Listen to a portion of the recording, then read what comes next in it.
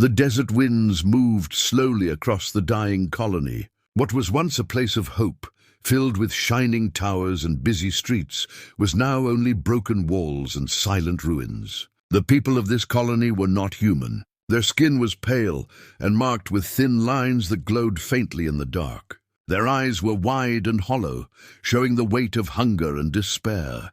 Years ago, they had come to this world to build a future. They had carried dreams of families, trade, and peace. But the planet had betrayed them. Crops failed, water dried up, storms destroyed their homes, and ships that once brought supplies stopped coming. Their leaders sent messages across the galaxy, begging for help. Each one was a desperate cry into the void. Each one was an SOS. At first there was hope. They believed someone would hear them. Surely, in a galaxy filled with civilizations, someone would answer. Days turned to weeks. Weeks turned to months, then years. No answer ever came. Only silence. The colony began to fall apart. Starvation took the young. Disease spread among the old. Every sunrise felt heavier than the one before. Yet through all of it, a single tower continued to send out a signal. The beacon was weak, powered by a dying core, but it blinked into the cold night sky, whispering one word into the endless dark. SOS. The survivors gathered often near the beacon. It was the only thing that kept them from giving up completely. Mothers told their children that help would come. Fathers promised their families that they only had to hold on a little longer. But deep inside, they all felt the same truth. The galaxy had abandoned them. Their voices were too small to be heard. One night, a storm rolled across the colony. Lightning flashed, and the beacon flickered. The last engineer of the colony, an old man with trembling hands, worked desperately to keep the machine alive. Sparks flew. Circuits burned. He pressed his head against the metal and whispered, "Please, just a little longer." When the storm passed, the beacon still stood, but its signal was weaker than ever. Many wondered if it was time to let it die. What was the point of calling for help if no one cared? Then something strange began to happen. One of the children noticed a light in the sky, far beyond the horizon. At first they thought it was another storm, but storms did not move in straight lines. The light pulsed slowly, growing brighter each night. The people gathered outside their ruined homes and stared upward, whispering questions. Could it be traders? No, traders stopped long ago. Could it be raiders? If it is, then we are finished. The colony leader, a tall woman with tired eyes, stood before them. She said nothing at first. She only looked at the weak beacon, then back at the sky. Finally, her voice broke the silence. "Do not hope too quickly," she said. "Hope is dangerous," but the light continued to grow. It moved closer with every night, until even the weakest eyes could see its glow, stretching across the heavens. The people could feel their hearts racing. For the first time in years, something was coming. The children ran through the ruins, shouting with excitement. The old prayed quietly. The leader looked again at the beacon, wondering if the impossible had happened, if someone had finally heard. On the fifth night, the light became clear. It was not one star. It was many. Dozens of glowing shapes shimmered in the distance. Their engines lit up the dark like fire. The survivors stood together, unable to breathe, their mouths open in shock. For years, they believed the galaxy had turned its back. Now something was moving toward them, powerful and fast. The colony leader whispered, almost too softly for anyone to hear, "Could it be an answer?" But fear struck them just as quickly as hope. What if these were not saviors? What if the lights belonged to conquerors? Raiders had destroyed colonies before. Slavers had taken entire worlds. The old engineer clenched his hands, shaking. If they are raiders, they will see our signal. They will know we are weak. The leader looked at him with hard eyes. And if they are not? Silence fell again. Every survivor felt the same storm inside, fear and hope battling for control. They had lived too long in despair to trust easily. Yet they could not turn away from the lights. That night, no one slept. They all sat outside, staring at the horizon, waiting. The beacon flickered weakly beside them, still sending its broken message into the void. SOS. SOS! SOS! The sound of engines rumbled faintly across the desert winds. The ground trembled under their feet. Children clutched their mothers. Men stood ready with broken weapons that would not save them if enemies came. Then, out of the sky, a shadow appeared. A massive shape moved slowly, blotting out the stars. Its engines burned with fire, casting long shadows over the ruins. The survivors gasped. None of them had ever seen a ship so large. The leader stepped forward, her voice unsteady. "This is no raider, this is something else." The old engineer fell to his knees, tears running down his face. "Someone heard us," he whispered. The ship passed over them, and the word hope returned to their hearts like a spark in the dark. For the first time in years, the survivors of the forgotten colony dared to believe. Their SOS had not been lost. Someone had come, someone was here, and in that moment they had no idea that it was humanity. The morning came with a sky unlike any they had seen before. Instead of a pale sun rising over empty deserts, the heavens glowed with the light of engines. Great trails of fire cut across the sky, painting it with silver and orange. The survivors stood frozen in place, staring upward, their hearts pounding in fear and hope. The colony's leader, the tall woman with weary eyes, raised her hand to shield against the brightness. Her people gathered behind her, whispering in low voices, "They are here, but who are they? Will they save us or finish us?" Above, the massive shadow of the ship that had first appeared now hovered over the ruins. Its hull was made of steel, scarred by battles, yet strong. Smaller ships broke away from it, dropping through the atmosphere, each leaving trails of fire in their wake. The ground shook as the vessels descended, dust rising like storms around them. The old engineer, still trembling from the night before, placed his hand on the weak beacon. His voice cracked as he spoke. This was never built by our kind. These are strangers." The leader narrowed her eyes. Strangers could mean salvation. Strangers could also mean death. The first smaller craft landed on the desert plain, its engines kicking up waves of sand. The people shielded their faces, afraid but unable to run. The door to the ship hissed open. Out of the smoke and dust, figures began to emerge. They were taller than expected, their forms strong and covered in strange armor. Their helmets gleamed, reflecting the desert sun. Their movements were precise, not chaotic like raiders. They carried weapons, but they did not raise them. They walked with purpose, scanning the area with glowing instruments in their hands. Whispers spread through the crowd. "They are soldiers." "No, they look like explorers." "What species are they?" The children pressed close to their parents, their glowing eyes wide. None of them had ever seen beings like this before. The leader stepped forward, holding her ground. She raised her voice, though it shook. "Who are you? Why have you come?" One of the armored figures paused. The others moved aside, and a taller figure stepped forward. He touched his helmet, and with a hiss the faceplate lifted. Gasps filled the air. His face was unlike any they had ever seen. Skin without marks, eyes small but fierce, hair dark and short. He was not one of them. He was something else. He was human. The leader's heart skipped a beat. She had heard stories of this species before, whispered in ancient tales of trade routes and wars fought in distant sectors. Humanity was said to be young, reckless, and dangerous. But she had never expected to see them here. The human looked at the survivors with steady eyes. He spoke words they did not understand, his voice deep and commanding. His soldiers moved forward, not with weapons raised, but with containers. They placed them on the ground and opened them.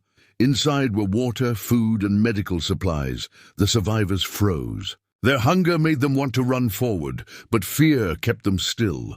The human leader saw their hesitation. Slowly, he knelt down and held out his hand, showing a piece of food. He placed it gently on the sand and stepped back.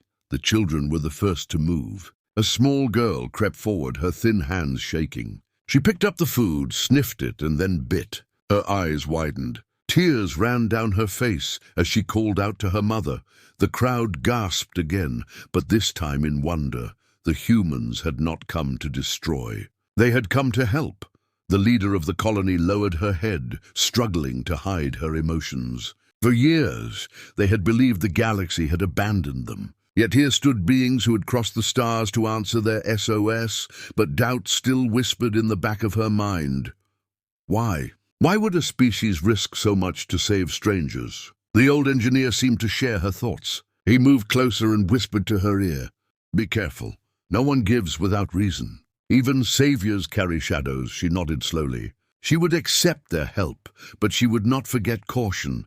As the humans set up more supplies, the sky roared again. Dozens more ships broke through the clouds. The horizon itself seemed to burn with their arrival. The fleet was vast, greater than anything the survivors had seen in their lives. The people fell to their knees, overwhelmed by the sight.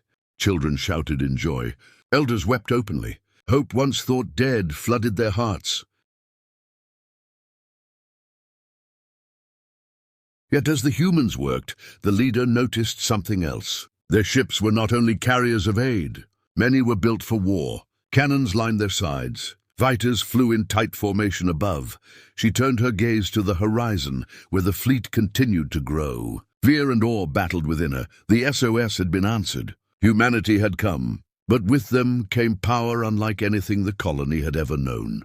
The survivors whispered among themselves, torn between relief and dread. Why would they come for us? Are we worth saving? What will they ask in return? The leader looked at her people. She did not speak these questions aloud, but they burned in her mind. For now, she let her people believe. Let them feel joy. Let them eat and drink and breathe without fear. But as the sun set and the horizon glowed with the fire of human engines, she could not escape the truth. This was only the beginning.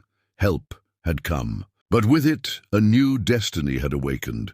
The desert plain was alive with movement. Human ships stood like giants against the horizon, their glowing engines humming in the air. The survivors of the colony watched from a distance, unsure whether to cheer or hide. Their broken world, forgotten by the galaxy, now had visitors unlike any they had ever seen.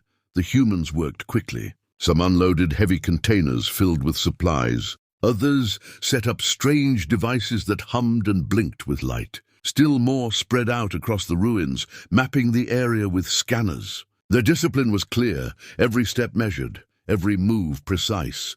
The colony's leader stood at the edge of the crowd. She did not speak.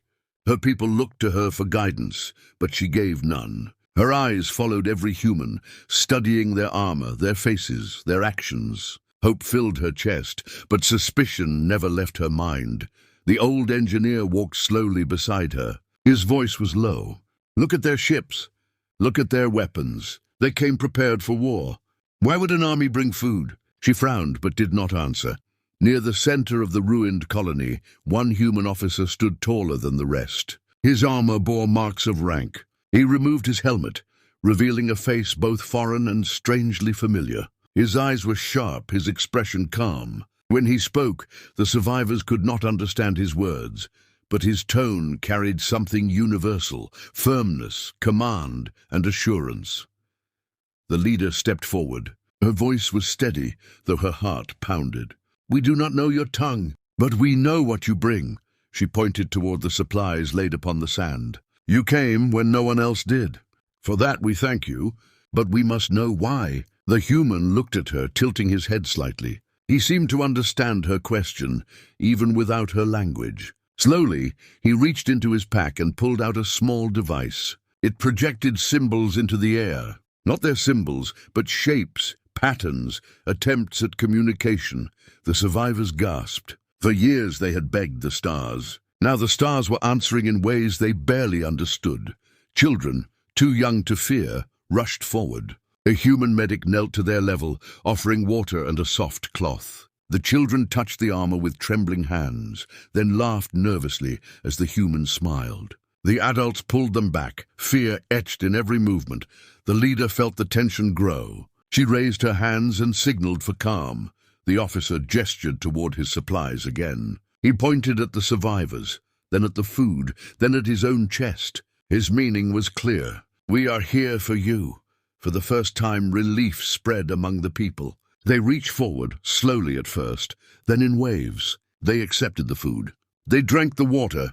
Some cried openly. Others touched the humans' hands, as if to test if this was real. The old engineer shook his head. "It is too easy.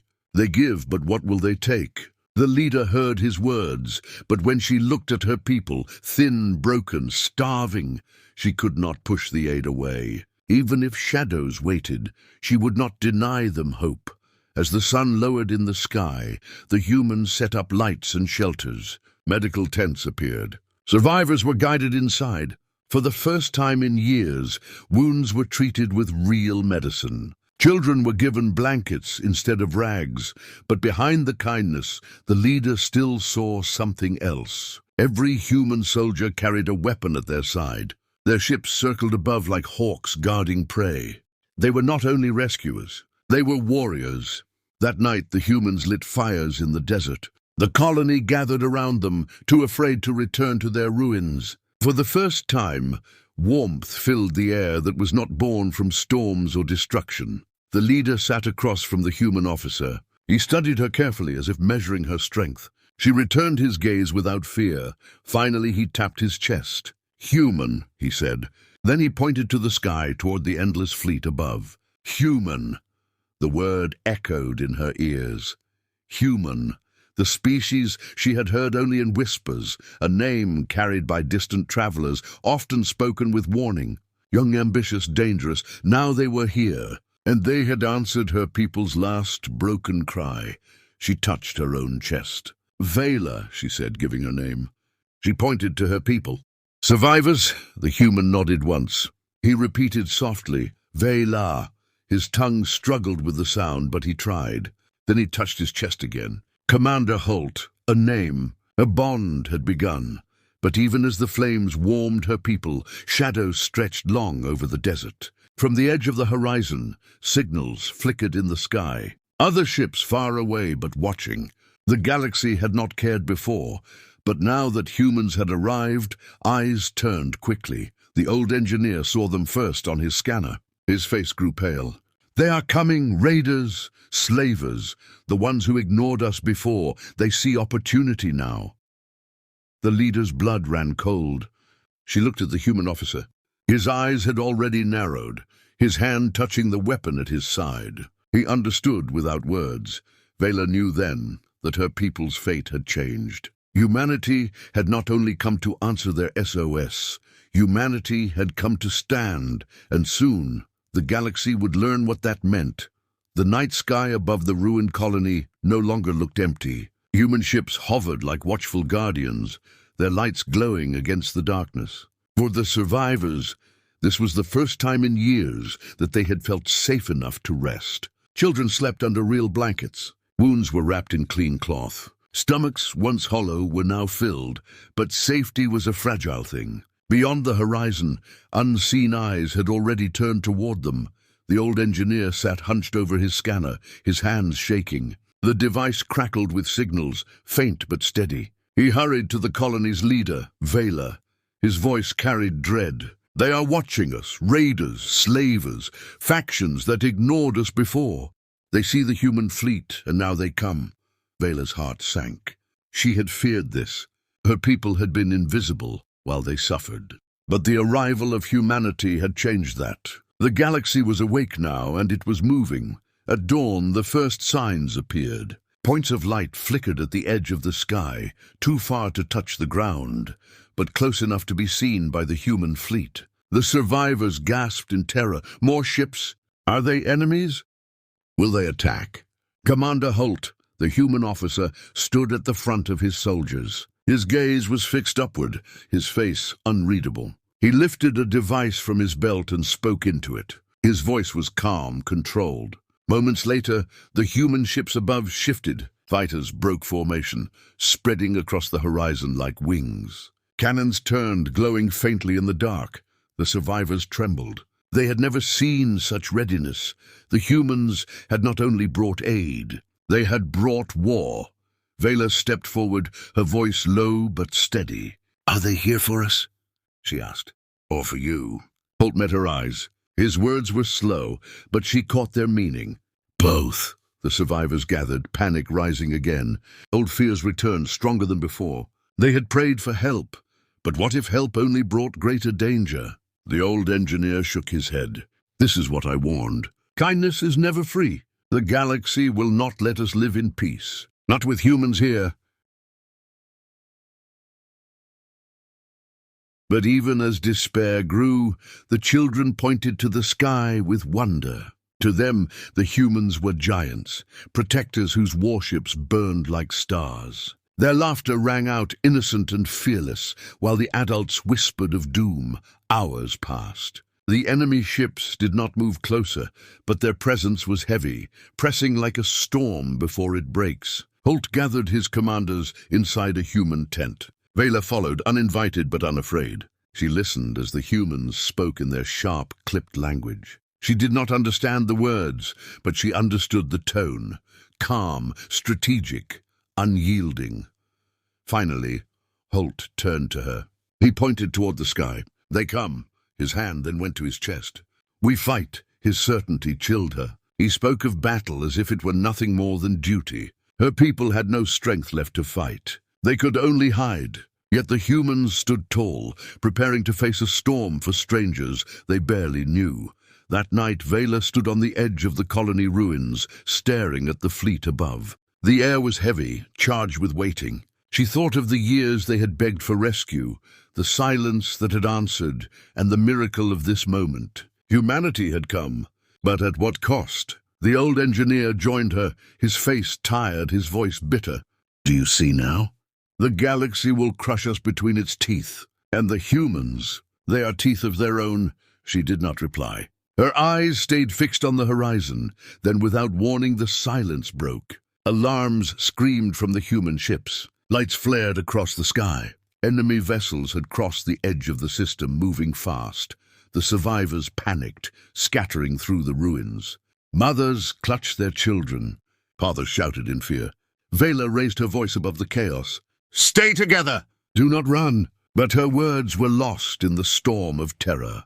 Above, the human fleet came alive. Fighters roared into the air, trails of fire cutting across the heavens. Capital ships shifted their positions, blocking the colony below with their massive hulls. Cannons lit up the night, their glow turning darkness into fire. The survivors fell silent, their fear drowned out by awe. The galaxy was descending upon them, but the humans were standing like walls of steel. Vela looked at Holt. He stood tall, his eyes never leaving the sky. There was no fear in him, only resolve. The old engineer muttered, "We should flee. Hide underground. Pray they spare us." But Vela shook her head. Her voice was cold, firm. "No, if we hide, we die. If we run, we are forgotten again. These humans fight for us. We will stand, even if we cannot fight beside them." The horizon burned as the first enemy ships broke through the clouds. Their hulls were black and sharp, built for destruction. They came in numbers, more than the survivors could count, yet the humans did not flinch. The fleet shifted again, their formation tightening, their cannons ready. For the survivors, the moment stretched into forever. Would they live to see the dawn, or would their world burn once more? The air trembled with the roar of engines. The battle was seconds away. Vela's voice whispered in the dark, meant only for herself. "We thought our SOS was lost. Now the galaxy will see who answered." The sky erupted. Enemy warships tore through the clouds like blades of black metal, their cannons glowing red as they prepared to strike. The survivors of the colony screamed and clutched one another, their fragile hope shattering in an instant. For them, this was the end they had always feared, forgotten, helpless, and now crushed under the weight of the galaxy's cruelty. But humanity stood between them and death. From above, the human fleet shifted into formation with perfect precision. Fighters roared across the heavens, leaving streaks of fire in their wake. Massive capital ships moved forward like walls of iron, shielding the colony below. Their engines burned bright, their weapons alive with energy. Commander Holt's voice thundered through the comms, sharp and steady. His soldiers moved without hesitation, every action disciplined, every movement exact. There was no fear in their eyes, only resolve. The first enemy volley fell from the sky. Explosions ripped across the desert as plasma fire struck the sand. The survivors cried out in terror, but the human shields held firm. Cannons roared in answer, shaking the very ground. Blinding light lit the night as beams of energy split through the enemy's front line, tearing ships apart. For the first time, the survivors saw what humanity truly was. Not just saviors, not just strangers, warriors forged in fire. Vela, standing at the edge of the ruins, watched in silence as the battle unfolded above. Her people huddled behind her, trembling, yet her eyes never left the sky. Humanity was fighting not for themselves, but for them. For the forgotten, the lost, the abandoned. The old engineer fell to his knees, his scanner in his lap. His voice shook. "It cannot be. They are outnumbered. They should run. Why do they stay?" Vela answered without looking at him. "Because they chose to." Above, the humans pressed forward. Their ships moved as one, striking fast and hard. Enemy cruisers exploded under the weight of coordinated fire. Fighters danced between barrages, cutting down raiders with ruthless efficiency. Each blast of human firepower was a promise.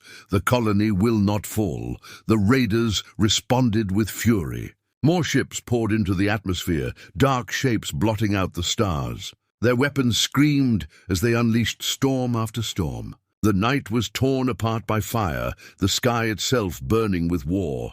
Yet still, the humans did not break.